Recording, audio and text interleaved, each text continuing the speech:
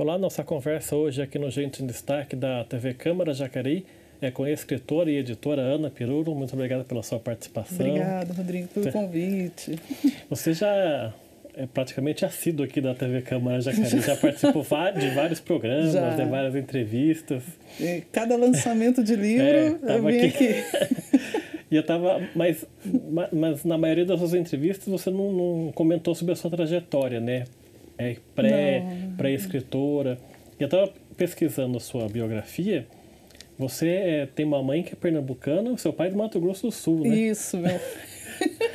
É uma mistura. Somos em 4 irmãos, né? 4 filhos. 3 são paulistanos, inclusive eu. E o mais novo é carioca.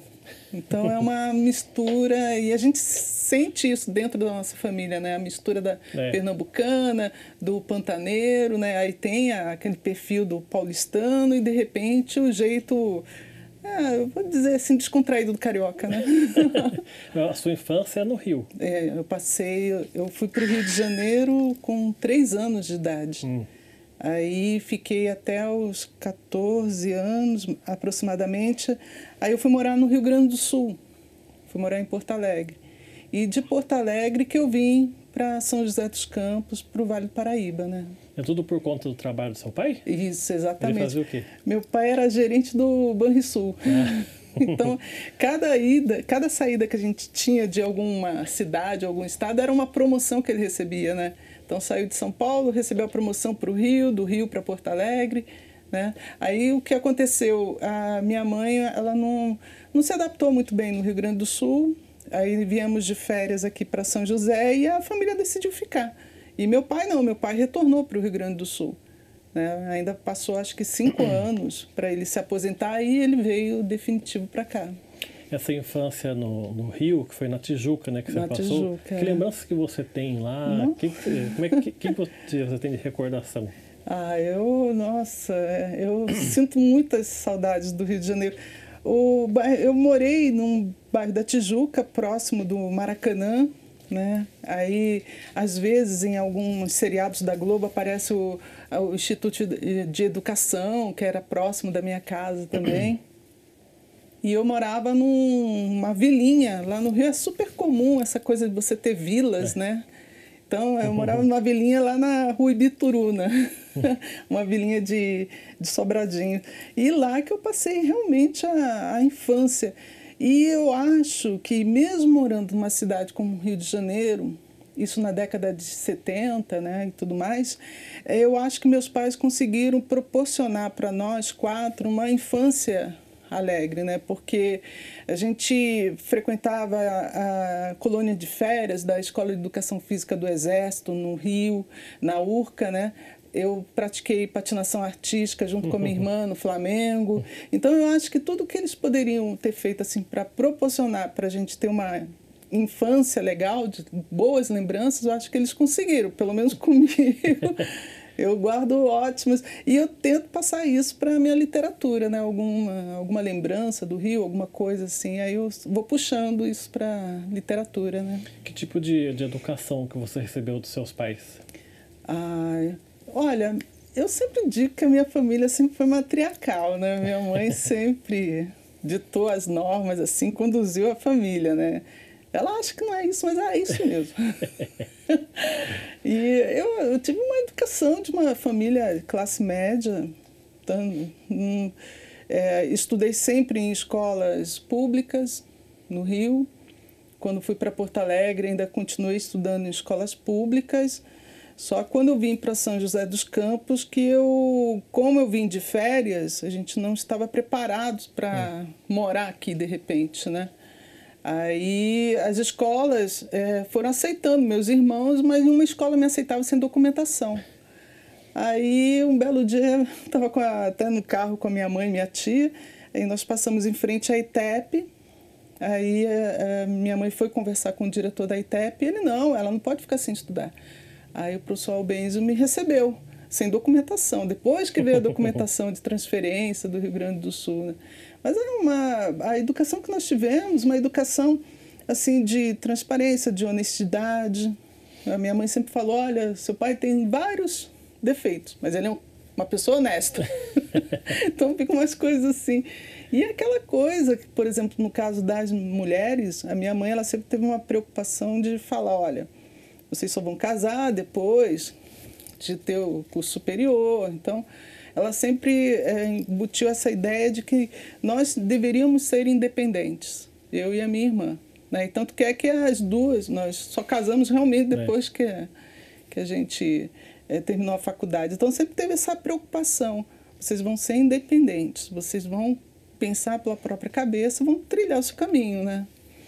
E hoje, você olhando para trás, né, revendo essa infância, também você hoje já é mãe, né? Sim. Um filho de 18 anos, né? Isso, praticamente.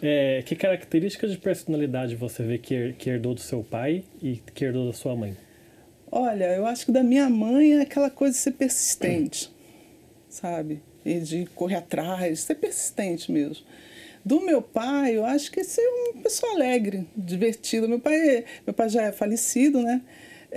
Tem uma característica, não sei se você sabe o nome do meu pai. Não. Não sabe? Não pesquisou isso? Então, vou dizer para você, aí você imagina a nossa situação. Meu pai já é falecido, hein? Meu pai se chama Luiz Inácio da Silva. Então, você imagina o que eu já passei por ser filha de um Luiz Inácio da Silva. E meu pai, ele sempre foi brincalhão, sabe? Uma pessoa bem-humorada, brincalhona e tudo mais, né? E quando o Lula, ele ganhou a primeira eleição, houve um interesse de algumas emissoras atrás do meu pai para fazer uma reportagem sobre homônimos. E meu pai descartou. Não quero. Aí eu falei, mas pai, você perdeu os 15 minutos de fama. E realmente, então eu acho que do meu pai, eu acho que esse bom humor, sabe? Eu imagino que você deve ter ouvido muitas vezes quando você fala do seu pai, você é filho do Lula? Nossa, eu tive uma situação assim super engraçada. Eu me formei na ESPM, lá em São Paulo, né? E eu fui fazer o vestibular. Quando eu saí da faculdade, eu vi que eu não estava com a carteira de identidade na mão, né? Falei, nossa, deixei na sala, né? Aí voltei com um fiscal, um inspetor, e tinha gente fazendo prova ainda, mas quando eu entrei na sala, todos os fiscais em cima da minha carteira de identidade, dizendo que eu era filha do Lula, que ia ter piquete toda semana. Juro pra você. Aí eu entrei, peguei a carteira, saí, filha do Lula, filha do Lula. Eu falei, eu não sou filha do Lula. Aí fiquei nervosa. Mas tem umas situações assim engraçadas relacionadas a esse fato de ser filha do Luiz Inácio da Silva, que não é o Lula, tá? Porque mesmo que a pessoa não pergunte para você, ela vai olhar para você de um jeito que... Será que é mesmo? Nossa, eu brinco muito com isso, né? E meu pai é mais alto do que eu, era mais alto do que eu, tinha uns 10 dedos, essas coisas, né? Essas brincadeiras que a gente fazia. Usava barba ou não? Não, meu pai é corumbaense, né? Mato Grosso do Sul, família indígena, né? Então é aquele cabelo preto, escorrido, sabe? Aquele morenão, assim, cabelo preto, meio bugre, né? Que o pessoal fala.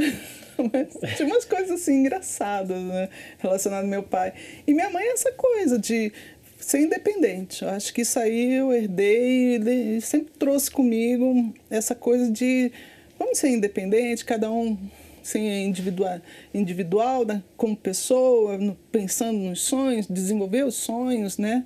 E sem ter aquela preocupação de, olha, eu dependo de alguém, alguma coisa nesse sentido, né?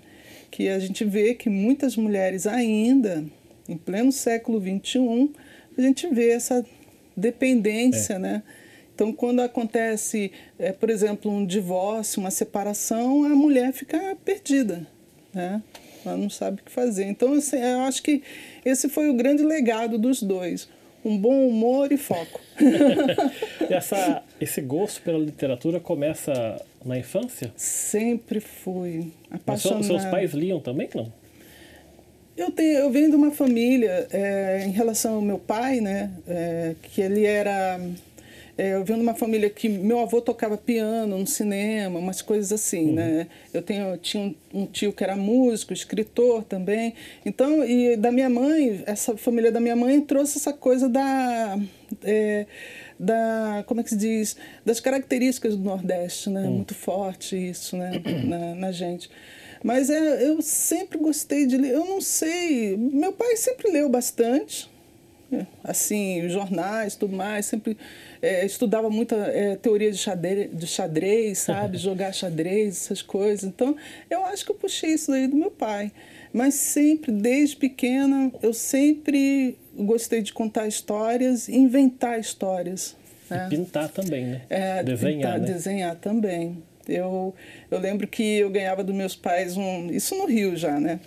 Eu ganhava dos meus pais uma mesadinha, aí eu ia ou numa livraria para comprar os livros, né, para eu ler, ou eu ia numa papelaria próxima e comprava só material de desenho. Então, muitas vezes, os desenhos que eu fazia tinham uma história, tinha alguma coisa relacionada a uma história, né? Alguma coisa nesse sentido. Então, eu acho que a literatura e a arte, elas nunca se separaram de mim. É claro que eu, quando fui crescendo, fui fazer faculdade, aí eu tive que escolher, ou eu seguia a literatura, ou eu seguia a faculdade. Eu estava com 22 anos aproximadamente, aí eu falei, poxa, mas eu estou na faculdade, é para eu ter uma carreira. Então eu acho que melhor eu escolher a carreira, né? Estou falando isso porque um dos meus textos que eu escrevi, eu mostrei para minha professora, a Julieta Ladeira. E ela era viúva do Ansman Lins, escritora, ela já é falecida, né? Escritora também, publicitária. E eu senti que ela tinha aquela ideia, né? De repente, não, vamos empurrar a Ana Cláudia, né? Empurrar a Ana Cláudia para a literatura, né? Mas aí eu comecei a trabalhar numa grande agência lá em São Paulo, numa das 10 maiores do país, com campanhas assim, uma divisão da Nestlé, não sei o quê. Aí eu fiquei meio assim, eu falei, eu acho que isso aí não é agora. Aí eu migrei, fui cuidar da minha carreira, né? A carreira como publicitária, mercadóloga e tudo mais. Uma carreira que, quando você falou para sua mãe que ia fazer publicidade, ela não gostou, né? Não gostou. Minha mãe surtou. Acho que ela não entendia onde que é a publicidade, né? Como que você ganha dinheiro sendo publicitário? Eu tive um professor na ITEP, isso aí, nossa, eu queria matar o professor, né? Ele foi perguntando para cada um dos alunos, você vai fazer o quê? Isso é quando a gente já estava beirando, tropeçando nos vestibulares, né? Aí eu chegou na minha vez e falei, vou fazer publicidade. Você vai ser uma drogada, vai estar na sala de... Juro para você, eu quase chorei na sala de aula, isso é coisa que se fale. Aí eu falei, gente, que é isso? Eu vou provar para esse povo que está todo mundo errado, né? E realmente, minha mãe surtou com a publicidade. E depois ela surtou com a ESPM, né? Porque eu botei na minha cabeça, eu tinha visto o comercial da ESPM, eu falei, nossa, Escola Superior de Propaganda e Marketing. Aí eu liguei, naquela época não tinha computadores, não tinha internet, liguei para a faculdade, eles me mandaram um prospecto, tudo. Aí eu olhei e falei, é isso aqui. Aí foi outro surto, né? Por que você não faz aqui em Taubaté, aqui em São José? Não sei o quê. Queria que ficasse perto dela. Aí eu falei, não, mãe, eu vou fazer publicidade, vou fazer na ESPM. Aí eu fui para lá, né? Aí realmente foi onde começou essa carreira da publicitária, né? E você decidiu pela publicidade por qual motivo? Eu tenho um tio que é publicitário. E o meu tio trabalhava numa grande agência lá no Rio de Janeiro. E na ITEP tinha uma coisa chamada semana de férias, sabe? Eu acho que era entre um bimestre e outro, aí tinha uma semana de férias e liberava os alunos, né? Aí eu fui para o Rio. E quando cheguei lá no Rio, eu fui conhecer a agência. Era uma agência grande, né? E na hora que eu entrei, eu vi aquele povo, eu falei, gente, aqui é meu lugar. Eu vou fazer aqui, eu vou fazer publicidade. Aí eu já voltei com essa ideia da publicidade. Mas eu não entendia muito bem que dentro da publicidade tinham vários setores, né? Então eu pensava, eu vou fazer publicidade, mas eu não sei o que eu vou fazer dentro da publicidade. Porque eu não tenho noção nenhuma. Aí a faculdade que começou a dar um norte, né? Você tem contato com a fotografia, tem contato com a produção de vídeo, tem contato com a redação, com o design. Aí que eu comecei a perceber que eu tinha a facilidade para a redação e para o design também, né? E você foi adolescente, né? E pré-vida adulta nos anos 80, né? Sim. Que estava, assim, efervescência política, acabando o regime militar, o Tancredo, a eleição do Collor. Você se ligava nisso ou você era mais alheia? Eu me ligava, que era uma tendência naquela época, eu me ligava mais na carreira. De buscar, galgar onde eu estou, buscar subir na carreira, que era uma tendência, é uma característica da minha geração, isso daí, aquela turminha dos yuppies da vida, né? Você anda na Paulista tudo de preto, uma coisa assim, né? Super sofisticado, então tudo isso me chamava atenção, né? Eu fui me enquadrando nisso daí. Eu nunca fui muito ligada à política e, para ser sincera, até hoje, não é que eu não seja ligada, mas eu procuro, ainda mais que está muito polarizado, então eu evito muito. Até falar que meu pai era o Luiz Inácio da Silva é meio perigoso. Vão achar que eu sou filha do Lula, né? Mas a política naquela época, a gente tinha a noção, né? Tanto que eu já vestia a camiseta do PT para votar no Lula contra o Collor. Porque eu falava, carinha bonita não me ganhou, né?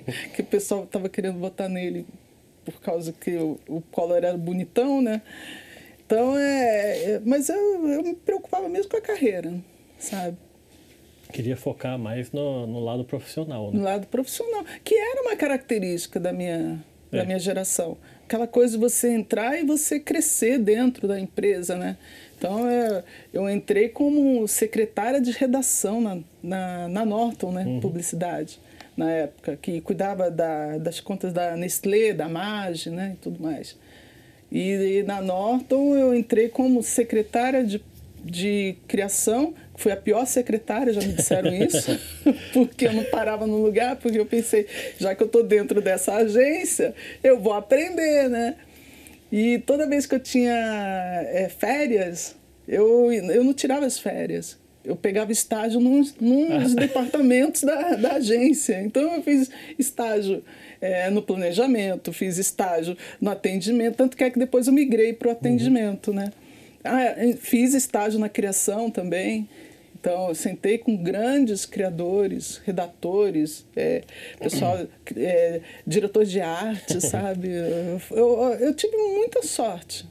Sem brincadeira, né? Para construir a pessoa que eu sou hoje, eu sem querer me deparei com pessoas assim maravilhosas que tinham o que oferecer, né? De aprendizado, né? Tá certo, a gente vai continuar nesse assunto no próximo bloco. Gente em Destaque volta daqui a pouco. Até já.